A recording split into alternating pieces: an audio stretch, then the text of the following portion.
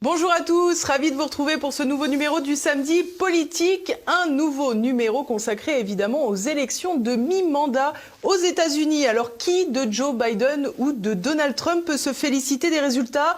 Que disent-ils pour 2024 ? Et puis surtout, quelles sont les conséquences sur la scène internationale ? C'est ce que nous allons voir dans quelques instants. Mais avant, comme chaque semaine, n'oubliez pas de commenter, de partager et de cliquer sur le pouce en l'air juste en bas de cette vidéo pour améliorer le référencement. C'est parti!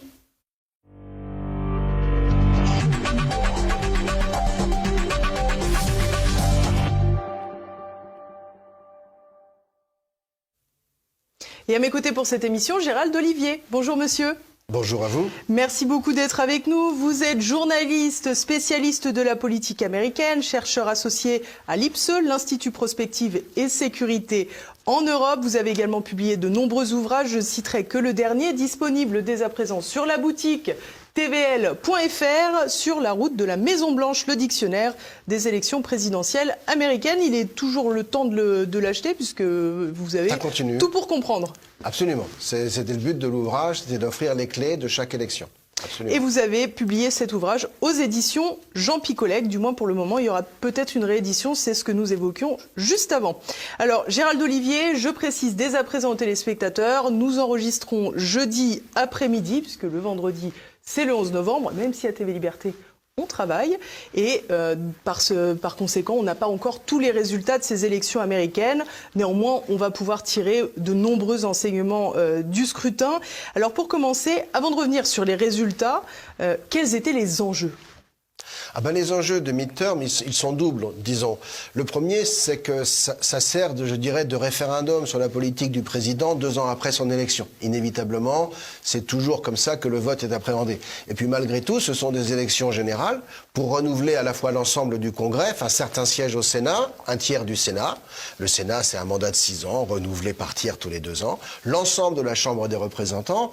Et puis derrière, des gouverneurs, des assemblées d'État, des shérifs, des juges, des membres de commissions scolaires. Donc c'est la grande occasion pour les Américains de voter sur l'ensemble de leurs institutions. Et celle que tout le monde regarde, c'est bien sûr l'institution fédérale, à travers la Chambre des représentants et le Sénat. Mais il y a aussi beaucoup d'autres élections derrière, qui étant des élections locales, ont encore plus d'influence sur la vie quotidienne des Américains.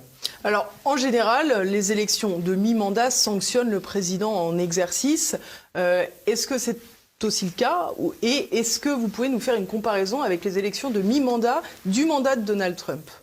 Alors, elles sont comparables dans les chiffres parce que Donald Trump, en 2018, avait perdu une dizaine de sièges à la Chambre des représentants et ils avaient perdu quelques sièges au Sénat, mais ils en avaient gardé la majorité. Mais lui aussi avait une chambre divisée. Et là, il est plus que probable que les démocrates perdent non pas une dizaine, mais une quinzaine, voire peut-être une vingtaine de sièges. À l'heure où l'on parle, on est sur une majorité républicaine d'entre 225 et 230 sièges. C'est un petit peu technique tout ça, mais ça leur donnerait une quinzaine à une vingtaine de sièges d'avance sur les démocrates. C'est moins qu'on ne pensait. C'est pour ça que la première réaction a été la vague républicaine annoncée ne s'est pas concrétisée, ce qui est vrai. Maintenant, ce qui était très important pour les républicains, c'était justement de prendre le contrôle du Congrès. Bien sûr. Voilà. Donc que vous gagnez d'une voix ou que vous gagnez de 10, il y a plus de plaisir à gagner de 10, mais l'important c'est de reprendre cette majorité. Ce qui est acquis, c'est que les républicains auront la majorité à la Chambre des représentants, et cela leur permettra d'abord de contrôler, voire de bloquer l'agenda du président Biden, en tous les cas d'avoir un grain de sel à mettre beaucoup plus important qu'avant, première chose. Deuxième chose surtout, ils prennent le contrôle des commissions, il y a toujours un président de commission, donc ils prennent le contrôle de l'agenda. Et pour ne donner qu'un exemple très précis, depuis le début de l'année, on a eu affaire à une commission sur les fameux événements du 6 janvier, une commission qui a joué son rôle dans la campagne. Cette commission, très vraisemblablement, va voir sa mission suspendue, interrompue à partir du début janvier, puisque le Congrès, les élections ont lieu aujourd'hui. mais c'est quand le nouveau Congrès rentrera en activité à partir du 6 janvier que ces choses-là seront prises en compte. Donc le parti au pouvoir, en général, perd des voix, c'est une sanction contre sa politique. Donald Trump en avait perdu une dizaine. En 2010, Obama avait perdu 63 sièges, ce qui était énorme. En 94, Clinton en avait perdu 54, ce qui était énorme. Ce qui a fait penser à pas mal de gens que les républicains pourraient en gagner beaucoup plus d'une vingtaine. En fait, il y a des éléments qui sont assez techniques derrière, que tout le monde oublie. Tous les 10 ans, vous avez un recensement aux États-Unis. Il a lieu, c'était en 2020, le dernier. Donc, après le recensement, vous avez un redécoupage électoral. Et les personnes qui participent au redécoupage électoral sont les élus. Que font les élus? Ils cherchent à renforcer leur position. Donc vous avez dans le redécoupage même une sorte de blindage du système qui fait qu'il est très très difficile pour un candidat, un challenger, de venir sortir un sortant. Et c'est pourquoi dans le cadre des élections américaines, notamment des élections fédérales, eh bien on observe souvent des changements beaucoup moins, je dirais, spectaculaires que ce qu'on peut observer dans certains parlements européens à l'occasion de législatives. Alors on a quand même le sentiment que ça changera beaucoup de choses dans la mesure où, au moment de l'élection de Joe Biden, on le sait, la Chambre des représentants était démocrate et le Sénat, on s'était posé la question pendant quelque temps, si je ne m'abuse, on n'était pas sûr au départ de l'élection de Joe Biden qu'il ne revienne pas aux républicains, sachant qu'il faut un siège de plus, je crois, pour le parti opposant, puisque la vice-présidente compte pour 1. Absolument, il y a 100 sénateurs. Il y a 50 États aux États-Unis, 2 sénateurs par État, quelle que soit la taille géographique et la population d'un État, c'est toujours 2 sénateurs. Le Sénat est là pour représenter les États. La Chambre des représentants représente le peuple dans son ensemble, et vous avez donc une représentation proportionnelle à la population. Pour le Sénat, ce n'est pas le cas.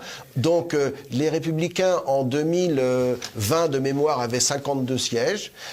Et à l'arrivée, ils en avaient perdu 2. Les 2 fameux sièges de Géorgie, dont l'un après un 3e tour, qui avait eu lieu au mois de janvier, qui avait permis aux démocrates de parvenir à la parfaite égalité, 50-50. Et donc de gagner grâce à Kamala Harris. En cas d'égalité de vote, c'est Kamala Harris, la vice-présidente, qui tranche. Maintenant, il faut aussi souligner qu'au cours des 2 ans écoulés, les démocrates n'ont pas toujours été capables de rassembler les 50 voix dont ils disposent. Parce qu'au sein de leur parti, il y a notamment 2 élus, une sénatrice de l'Arizona qui s'appelle Kristen Sinema, un sénateur de Virginie de l'Ouest qui s'appelle Joe Manchin, qui sont plutôt des conservateurs, des centristes, et qui n'ont pas forcément suivi l'agenda très radical, notamment en matière d'énergie, de transition énergétique, à la mise en place de ce que les Américains appellent le Green New Deal, cette nouvelle donne verte qui est supposée assurer la transition. Et on se rappelle que Joe Biden est rentré à nouveau dans les accords de Paris, d'ailleurs. Absolument, oui. C'est lié au climat et c'est lié à l'abandon des fuels fossiles. Et pour des raisons différentes, ces 2 sénateurs n'ont pas toujours suivi le programme. Donc parfois, les démocrates n'ont même pas été capables de faire leur plein de voix. Mais lorsqu'ils ont parvenu à le faire, et ça s'est produit à 2 ou 3 reprises, c'est Kamala Harris qui a apporté la 51e voix pour leur donner la majorité. Donc en cas de 50-50 maintenu, ça ne changerait pas. Bien sûr. Les républicains ont besoin de 51 sièges au Sénat. Alors, ce que je vous propose, c'est d'écouter Donald Trump lors de son dernier meeting de campagne. C'était dans l'Ohio, c'était quelques heures avant le scrutin. This is the year we're going to take back the House, we're going to take back the Senate, and we're going to take back America. And in 2024, most importantly, we are going to take back our magnificent White House. I'm going to be making a very big announcement on Tuesday, November 15th.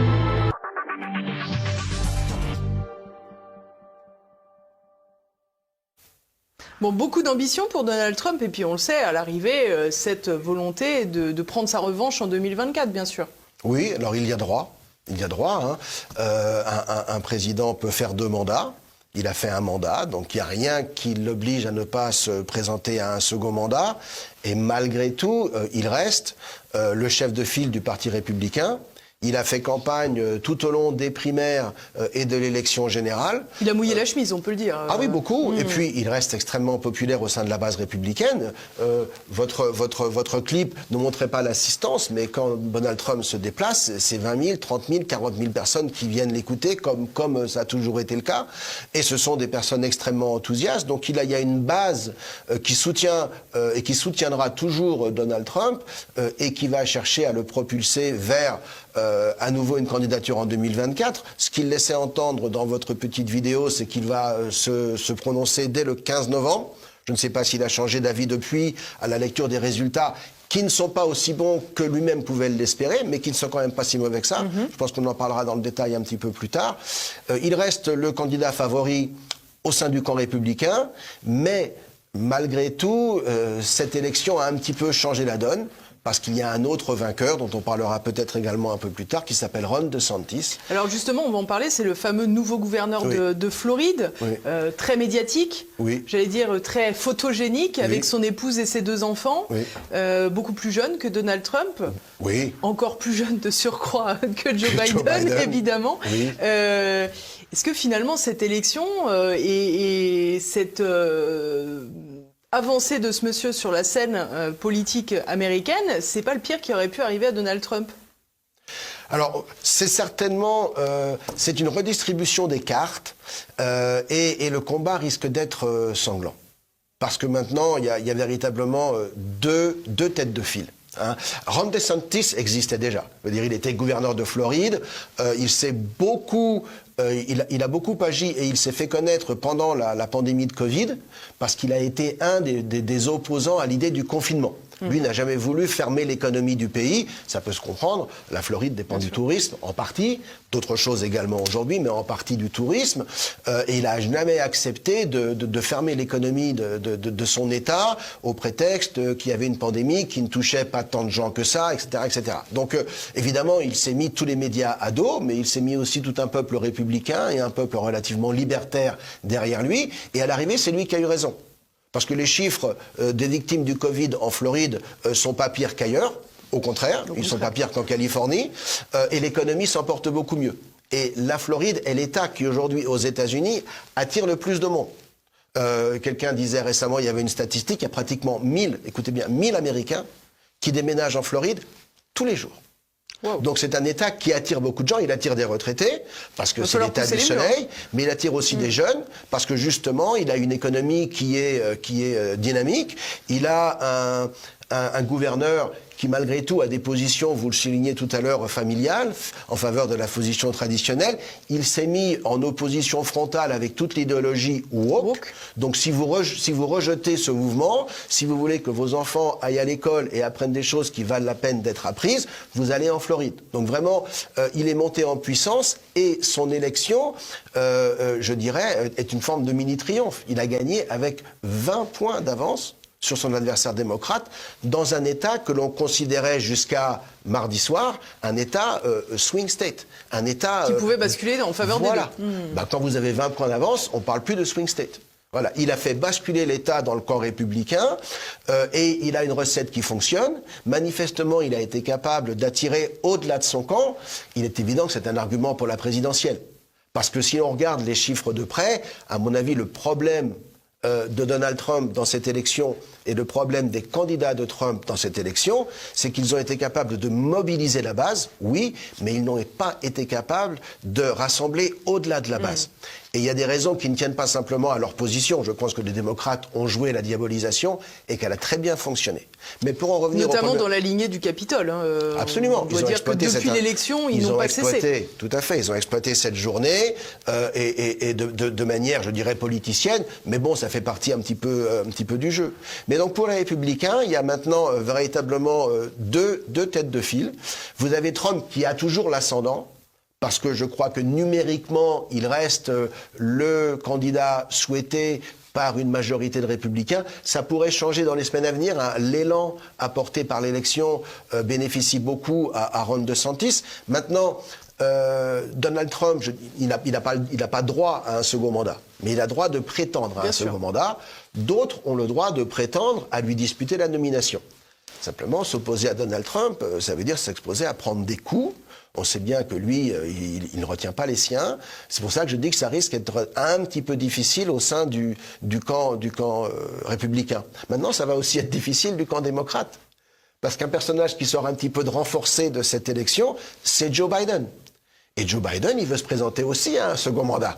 Il aura 82 ans, mais il n'a pas renoncé. Alors justement, avant de parler du bilan de Joe Biden, on va parler sur le plan économique, sur le plan international. Je vous propose de regarder quelques images, vous vous en doutez bien sûr. Ce sont ces images qui choquent le monde entier, où on voit un président des États-Unis totalement désorienté et souvent incohérent.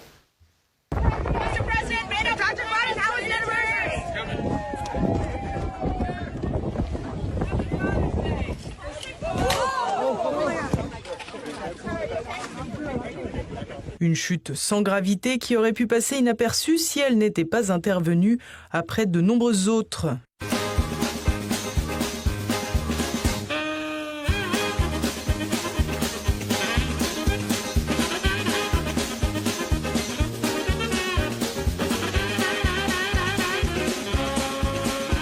Je sais que vous savez tous qu'il n'y a pas de problème de climat. Je sais que vous le savez.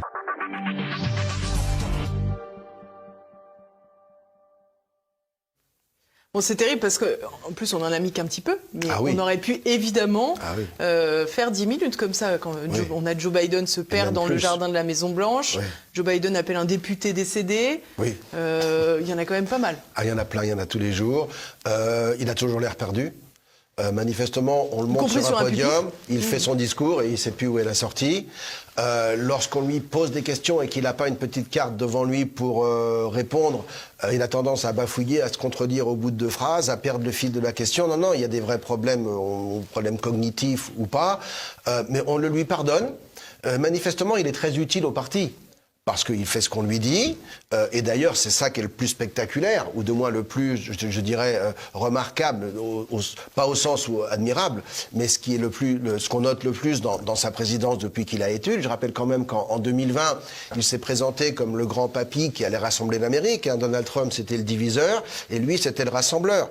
Et c'est vrai que c'était un vieux démocrate centriste, qui était là depuis 40 ans, qui avait réussi à parler à tout le monde, qui était relativement affable, et c'est vrai qu'il l'était un petit peu plus jeune, et donc il allait rassembler. En vérité, il est arrivé à la Maison-Blanche et il a eu à la fois une politique et un discours extrêmement diviseur. Et je rappelle que les démocrates, tout au long de cette campagne, ont quand même diabolisé le camp adverse en disant si vous votez MAGA, si vous votez pour Donald Trump, vous votez pour un mouvement extrémiste, pour des terroristes de l'intérieur, des gens qui menacent la démocratie. Tous les jours, quoi. C'est le point Godwin tous les jours, finalement. Oui, absolument. Donc c'est un président qui a été extrêmement, je dirais, à l'opposé de ce qu'il se présentait être durant la campagne. Et je crois que ça convient à un certain nombre de démocrates, parce que c'est pas vraiment lui qui gouverne, il a un agenda qui est extrêmement restreint. On sait très bien que dans une réunion, c'est pas lui qui dirige la réunion, c'est pas un Trump qui va dire vous vous mettez là et puis on fait les choses comme ça. Il est plutôt là à suivre, il écoute ce qu'on lui dit, il est très obéissant. C'est une très très bonne marionnette avec derrière toute l'ancienne équipe d'Obama qui dirige le pays et qui est très satisfaite, et lui-même aussi d'une certaine façon, et qui est satisfaite de ce qui se passe. Maintenant, ça déplaît aussi à d'autres démocrates qui ont peut-être quelques ambitions, et puis ça donne une image quand même très, je dirais pas dérisoire, mais préoccupante du parti, parce qu'aujourd'hui, quand vous regardez le Parti démocrate, c'est une vraie gérontocratie. Biden est président, il a 80 ans. D'ailleurs, ce sera son anniversaire dans quelques jours, il est du mois de novembre. Nancy Pelosi, qui est speaker, qui ne le sera plus à partir du mois de janvier, elle a 82 ans. Bernie Sanders, qui représente l'aile radicale du parti, il a 80 ans. Hillary Clinton, qui n'a toujours pas abandonné, elle a 76 ans. Elizabeth Warren, qui est l'autre leader de l'aile très à gauche du mouvement démocrate, elle a 73 ans. Donc on a des gens qui sont vraiment dans le 3e âge, mais qui continuent à représenter le parti. Kamala Harris est un petit peu plus jeune, mais on a bien vu que ses capacités étaient quand même très limitées. Donc les démocrates... C'est une vraie déconvenue, ça, pour les démocrates, Kamala Harris. Parce que c'est une vraie déception. Elle avait été présentée comme la puissante vice-présidente qui allait d'ailleurs un peu gouverner à la place de Joe Biden vieillissant. Oui. Ça fait partie de ces gens qui ont, on va dire, profité du système. Moi, j'ai toujours dit que Kamala Harris, elle est là à cause de qui elle est. Elle est là parce que c'est une femme et parce qu'elle est noire. Elle est noire, métissée, indien, mais elle est noire. Elle a bénéficié des programmes d'action affirmative. Discrimination positive, oui. Discrimination positive qui servent à soutenir les minorités raciales pour justement les aider à je dirais, comment dirais-je, égaliser un petit peu les situations au sein de la société. Ouais. Elle a bénéficié de ces programmes-là pendant toute sa jeunesse. Elle a bénéficié de l'aide d'un politicien très connu en Californie qui l'a mise sur les rails. Et puis ensuite, parce qu'elle était la bonne personne au bon endroit, donc une personne d'une minorité raciale, noire, et une femme, eh bien on l'a poussée en avant. En faisant abstraction du fait que, intellectuellement parlant, elle est quand même très très limitée.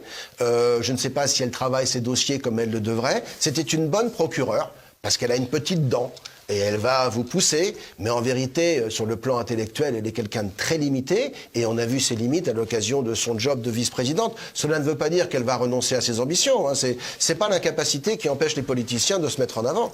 Donc je pense qu'elle va chercher, elle aussi, à se présenter pour avoir la nomination. Elle pourrait attendre 4 ans, mais pourquoi attendre quand on est déjà là? Donc le fait que Biden, d'une certaine façon, sorte à demi vainqueur de cette élection, il n'a pas été sanctionné par les électeurs comme on aurait pu s'attendre à ce qu'il soit, eh bien ça valide sa volonté de se représenter. Et lui aussi, comme n'importe qui d'autre, il a droit à se présenter à un 2e mandat. Donc les démocrates vont devoir aussi choisir. On se dirige vers 2 primaires, 2 pleines primaires au sein des 2 partis pour 2024. Alors, vu de France, ça peut quand même paraître très particulier qu'il y ait encore autant de gens qui votent démocrates alors qu'ils ont un président démocrate qui est un peu décati quand même. C'est-à-dire qu'on a du mal à penser qu'on puisse voter.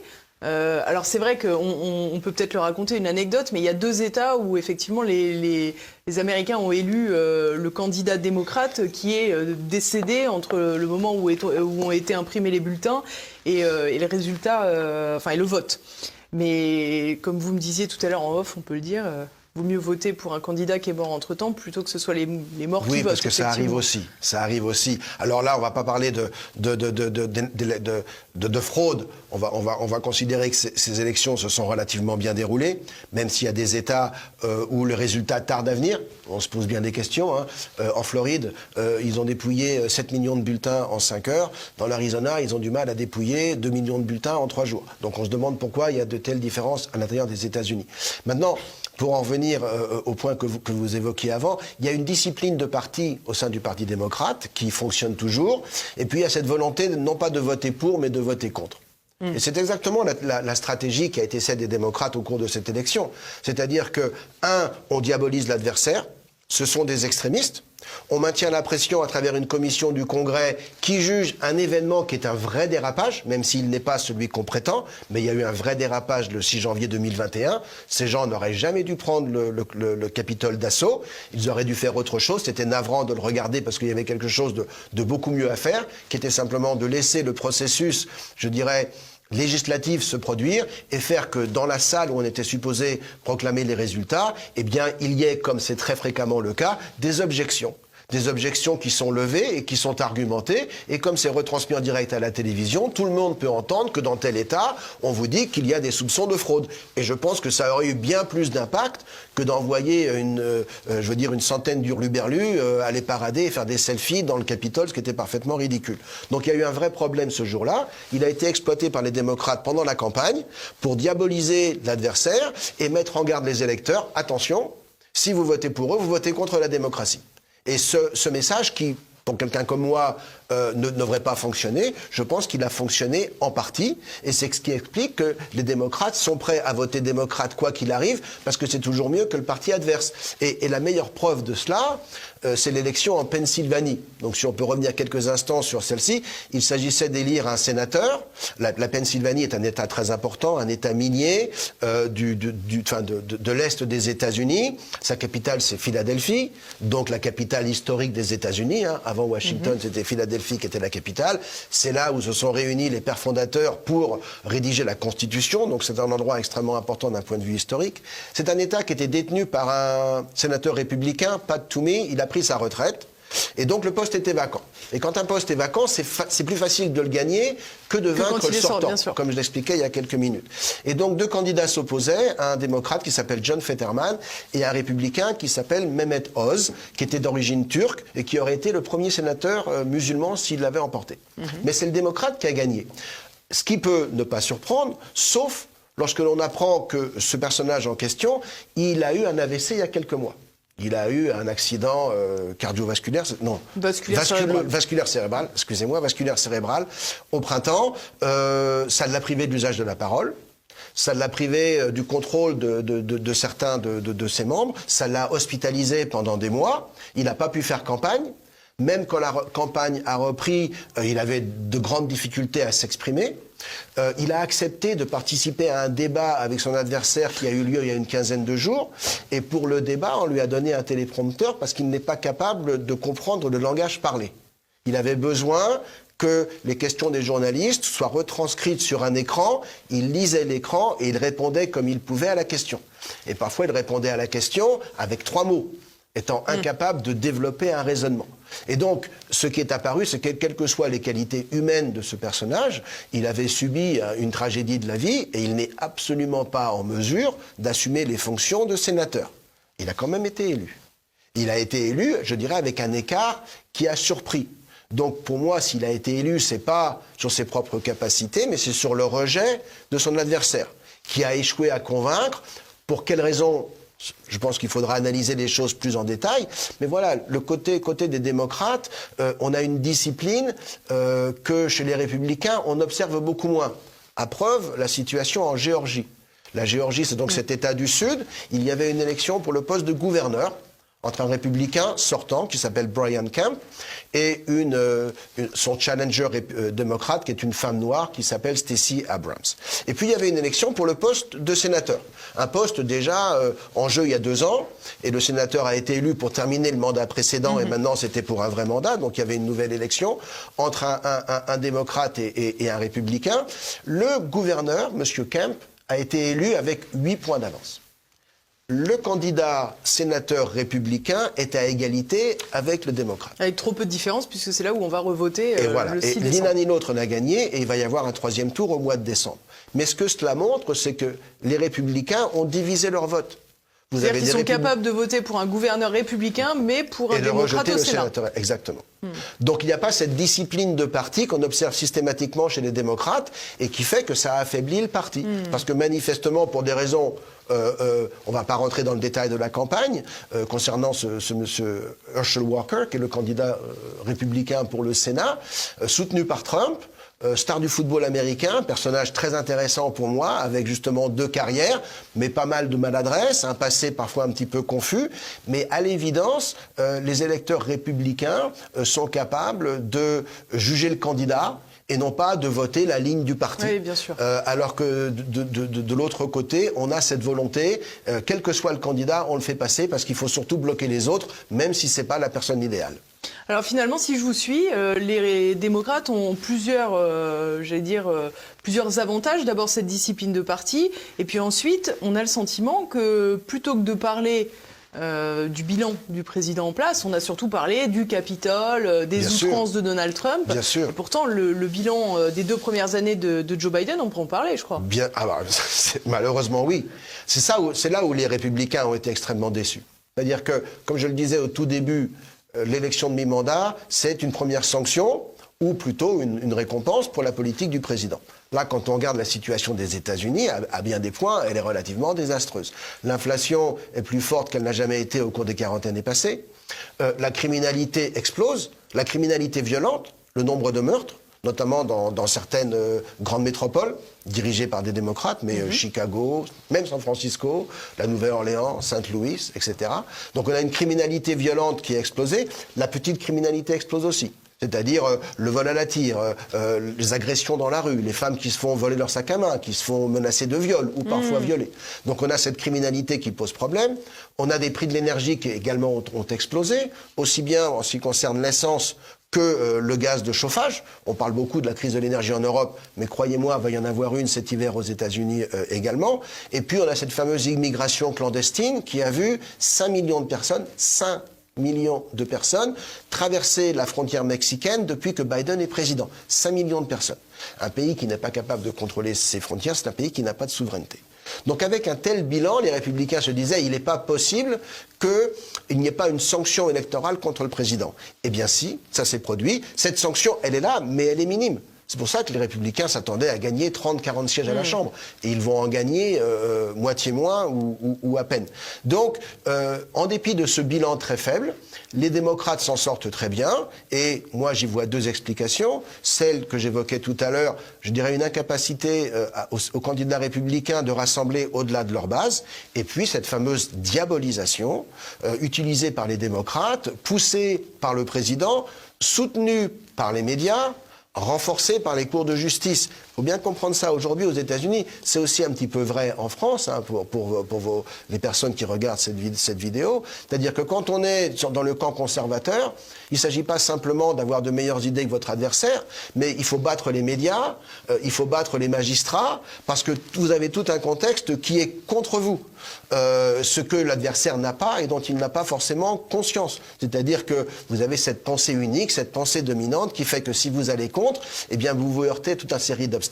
Et aux États-Unis, les républicains doivent prendre conscience, ils en ont en partie déjà conscience, mais peut-être pas au point où on le souhaiterait, que lorsqu'il y a une élection, c'est pas simplement les électeurs avec lesquels, qu'ils doivent convaincre, mais ils se battent contre tout un ensemble médiatique, une sorte de pensée dominante qu'il est très très difficile de mettre à bas. Et alors justement, tout à l'heure, vous évoquiez cette commission sur les événements du 6 janvier au Capitole. Il y a toutefois une enquête qui n'est jamais ouverte, c'est l'implication d'Hunter Biden avec ses affaires très particulières. Et pourtant, c'est quand même le fils du président de la République.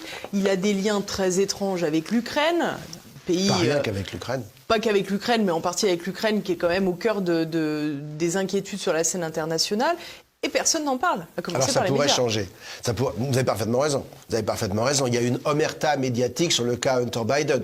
Et on va pas revenir sur le lait renversé. Mais dès l'élection présidentielle de 2020, si les médias et les cours de justice avaient fait leur travail, le cas Hunter Biden aurait été mis sur le tapis au mois de septembre, au mois d'octobre, alors qu'il a été censuré, délibérément censuré, par les médias, les grands médias papier, New York Times et autres, mais également par les réseaux sociaux. Et donc, on a mis ça sous le boisseau pour ne pas en parler, pour ne pas affaiblir Joe Biden. Et comme le Congrès était jusqu'à présent contrôlé par les démocrates, c'est pas les démocrates qui allaient enquêter sur le fils du président, c'est pas les médias qui allaient enquêter sur le fils du président. Ça pourrait changer.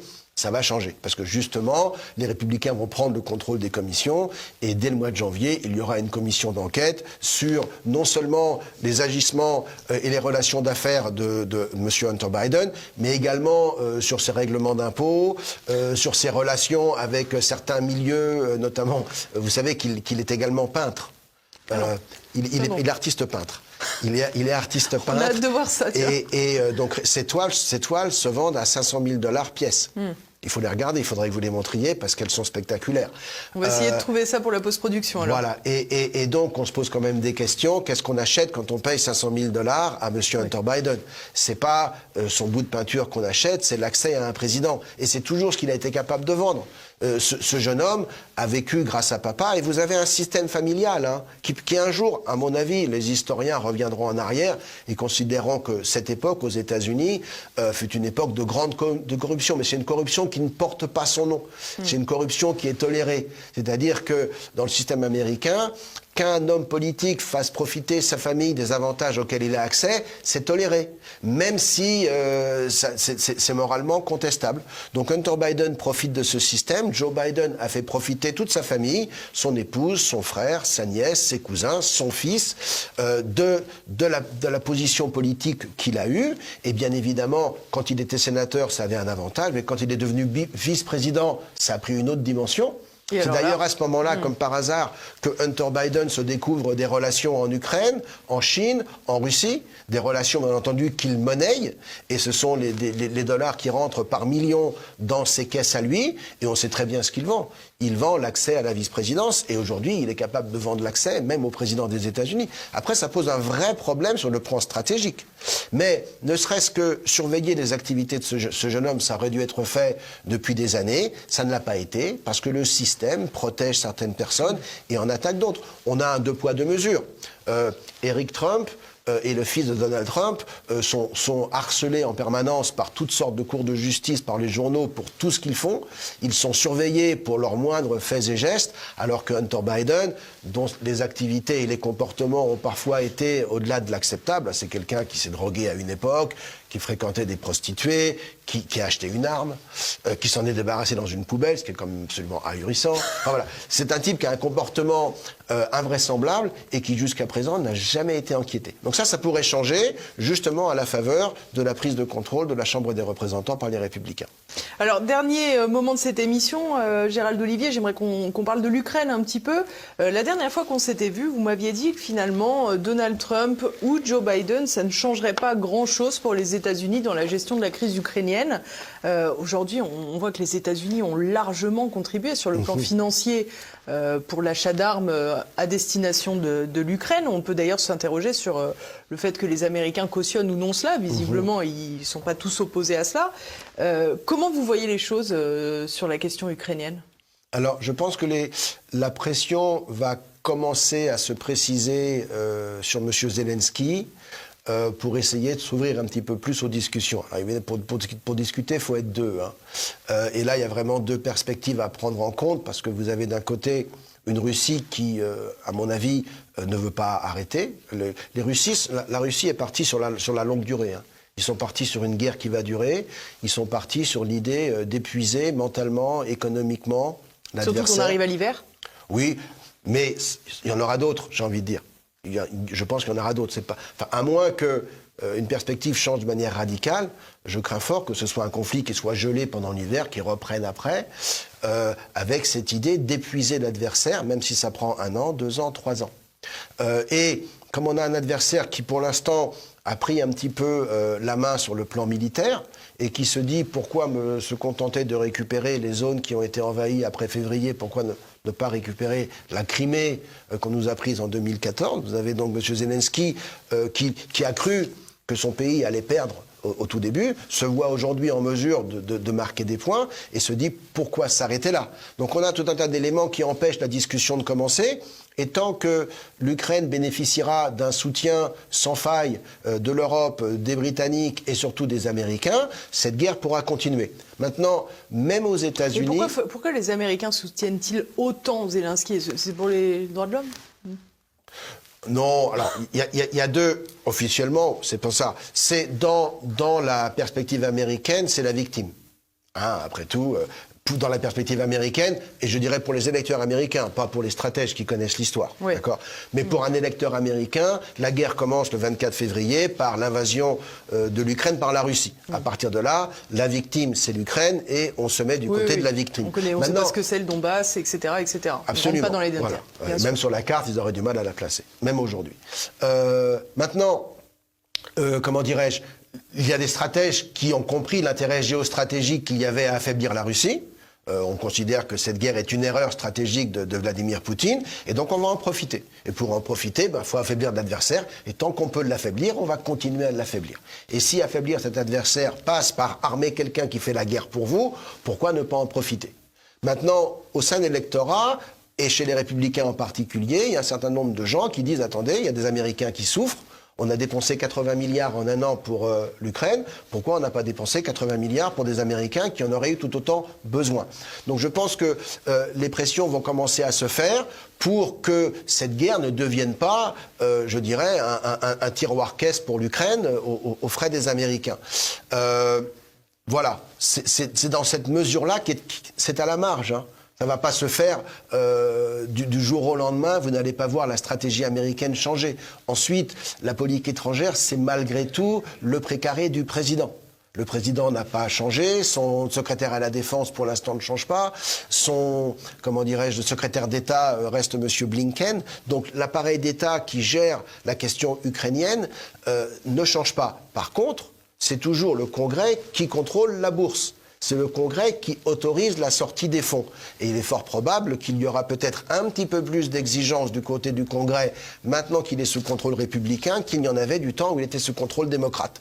Mais le changement se fera pour moi à la marge. Merci beaucoup Gérald Olivier pour tout ce décryptage. Merci à tous de nous avoir suivis. J'espère que vous avez d'ores et déjà commenté et partagé cette émission après avoir cliqué sur le pouce en l'air, bien sûr. Je vous donne rendez-vous la semaine prochaine pour un nouveau numéro. Et n'oubliez pas, si vous voulez tout comprendre des élections américaines, vous avez toujours le livre de Gérald Olivier sur la boutique sur tvl.fr. À la semaine prochaine.